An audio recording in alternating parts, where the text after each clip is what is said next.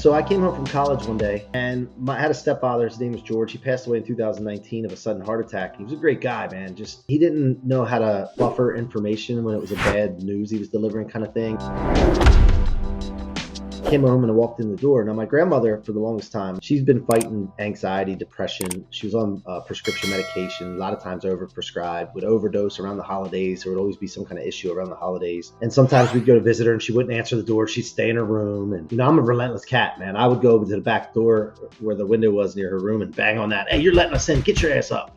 I would do that kind of stuff. But one day she succumbed to her addiction. She overdosed. I walked in the house and George said, "Mike, grandmother killed herself." Just like that, like his deep voice he had. "Mike, grandmother killed herself." And I felt like I wasn't expecting it. I was totally caught off guard. A ton of bricks. It was like the weight just fell on me and I fell to the ground. I'm like, holy cow. And I didn't even know that I was falling. I just felt like this weight and I couldn't even help myself. I just caved onto the ground because I was always trying to help my grandmother. I realized that I failed. I felt like I failed, even though I was away at college. And when you have that feeling of failure, you make a decision right after failure. You're like, I'm no good at this. I'm no good at helping people. Or you say, I'm a failure. Or you say everybody after a failure or setback makes a decision right after that generally will shape the rest of their life. But it's generally around not being good at that thing or whatever you failed at. It doesn't work, so to speak. And what happens a lot of times too is there's a thing called dead man's goals, where somebody in your life that's important to you, when they pass away, you pick up their life. You pick up their continuous goals, what they want to accomplish. And my grandmother was a lady that just didn't take crap from anybody. I remember her getting in fights at little league baseball games and stuff with other parents. Just like crazy, old lady fighting. Like, come on, man, what is that? But she just didn't give a crap. And if somebody said something to her, she was going to let them have it, right? I just remember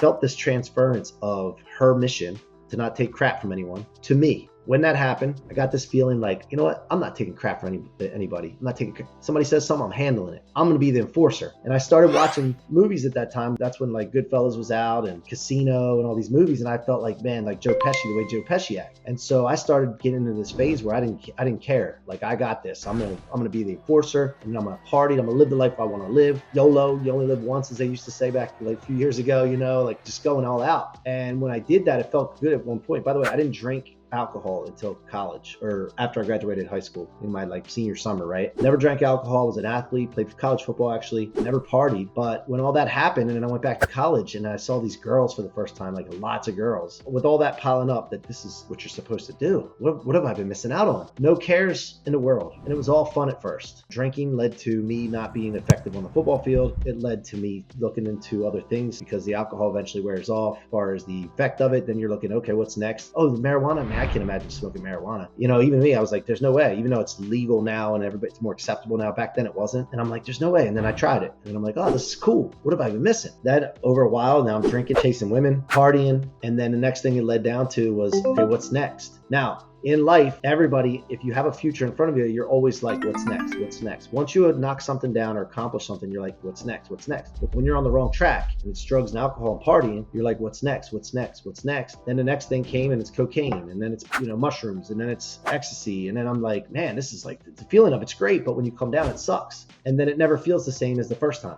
And so I got to a place where it started getting dark and all I cared about was party. Where's the next party? Work was just a way to get to the next party. I was never, ever could see myself like that. Ever, ever, ever. But I picked up the life continuum of my grandmother. And when I did that, I get to the point where my friends started going home after college, and they started going home and getting jobs and starting families and all this. And I was stuck in the college town around the wrong crowd. And I was probably part of the wrong crowd to someone else at that time. And it got dark to the point where I never felt suicidal, but I just felt like, man, this is like, I just can't continue. It was just depressed. The only time I felt good was when I was at the bar hanging out, but then it was always chasing something. And it just felt like I was on a treadmill, just miserable. And so finally, my wife came into my life, and that's kind of what straightened me up. That's a whole nother story, but I just got refocused and I got a purpose again.